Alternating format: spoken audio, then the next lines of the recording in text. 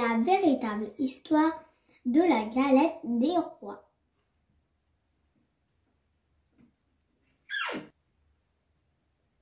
La véritable histoire de la galette des rois.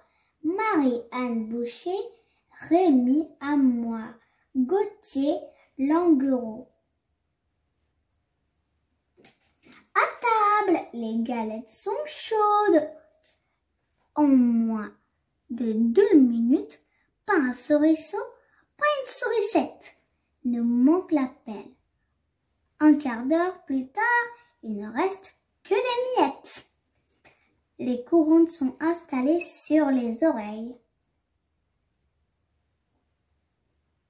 Mais que se passe-t-il derrière le coussin? De gros sanglots se font entendre.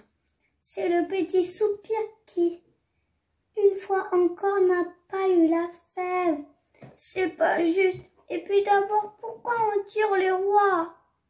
Grand Souris le prend dans ses pattes. Je vais te dire pourquoi. Venez tous écouter, c'est une très belle histoire. Il y a fort longtemps, 3 rois mages se mirent en marche. L'un était noir, il s'appelait Balthazar. Le second, dont la peau semblait couverte de poussière d'or, se nommait Mélichior. Et le dernier, pâle comme une peau sans phare, avait pour nom Gaspard. Ils avaient entendu dire qu'un grand roi venait de naître. Et il y avait l'étoile, cette drôle d'étoile, qui les invitait à la suivre. Alors, ils étaient partis, emportant avec eux des cadeaux très précieux. De l'or pour Mélichior, de la myrrhe pour Gaspard, de l'encens pour Balthazar. À croisée d'un chemin, Mélichior, Gaspard et Balthazar se rencontrèrent et décidèrent de faire la route ensemble. Mais un jour, l'étoile qui les guidait disparut derrière un nuage. Cela dura et dura encore. Ils marchèrent au hasard pendant des jours et des nuits. Et un matin, à leur grande surprise, plus de d'une, ils étaient arrivés dans la forêt de nulle part et d'ailleurs. Apercevant une vieille cabane, ils frappèrent à la porte pour demander l'hospitalité. Pas de chance, c'était la maison de l'horrible Ratanas. Cette dernière les chassa à grands coups de balai en hurlant qu'ils n'étaient que des sales traînes savantes.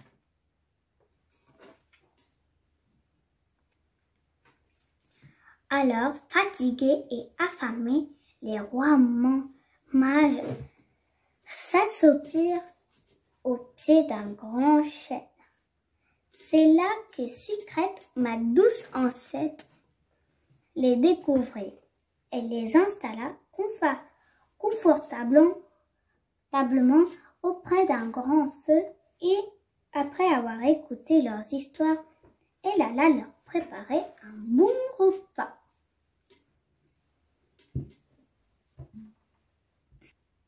Ratanas, qui avait découvert que les rois visiteurs n'étaient autres que des rois enragés secs, faisant claquer sa vieille queue mitée, elle se demandait quel sale tour elle pourrait jouer à sa voisine.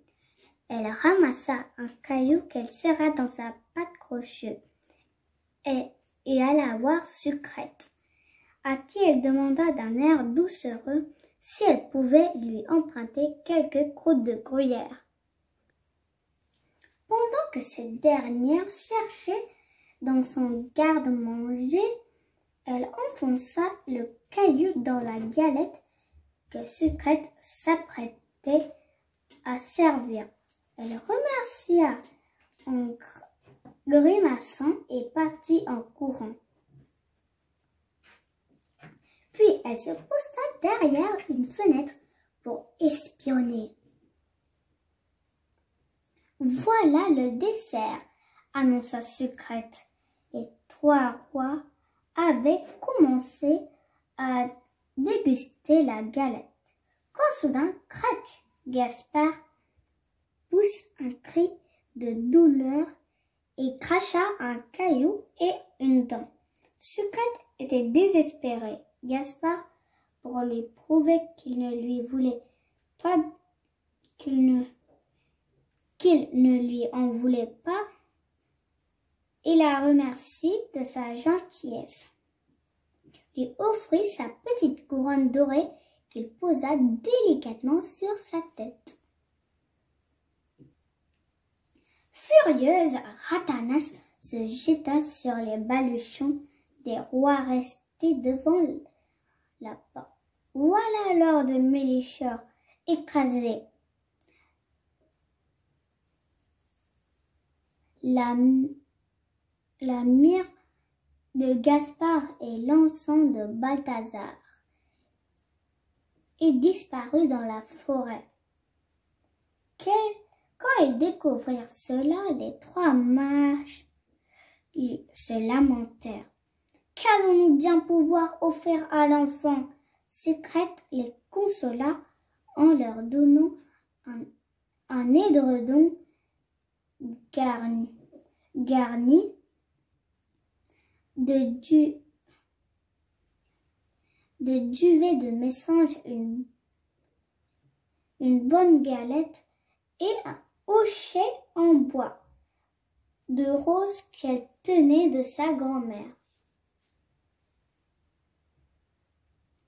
Et c'est ainsi que quelques jours plus tard, arrivés à la crèche, les rois réchauffèrent l'enfant grâce au doux duvet, posèrent délicatement le hochet à ses pieds et partagèrent la galette avec ses parents.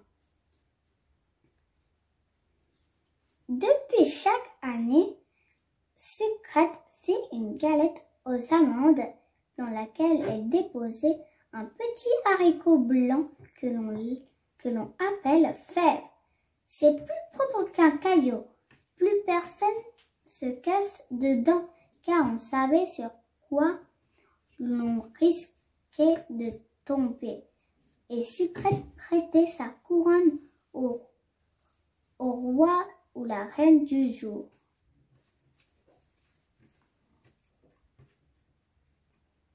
Et voilà, vous savez tout, déclara Grand-mère Souris. Et la couronne, la voici. Elle a été précieusement conservée dans la famille, et même que la recette. Et si on allait en refaire une de galette? Oh oui, s'écrièrent en chœur les sourissettes et les souriceaux.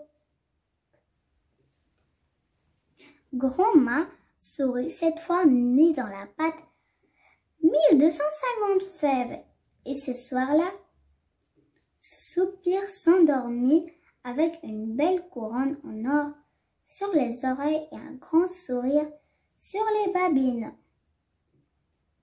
Recette de la galette.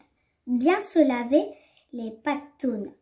Prendre 2 rouleaux de pâte feuilletée préétalée. Mélanger 120 g de poudre d'amande avec 80 g de beurre fondu, 80 g de sucre, 2 œufs, 1 cuillerée à soupe de crème fraîche. Posez le premier rouleau de la pâte dans un plat à tarte. Étalez le mélange par-dessus. Déposez la fève et recouvrir avec le deuxième rouleau de pâte. Enfournez à chaud 200 degrés, laissez cuire 30 minutes. Voici enfin raconter la véritable histoire de la galette des rois. Tout a commencé le jour où le petit soupir, une fois de plus, n'a pas eu